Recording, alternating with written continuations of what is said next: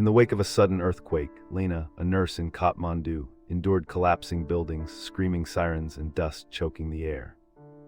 She navigated crowded streets, helped strangers, and learned that panic multiplies danger while calm, decisive action saves lives.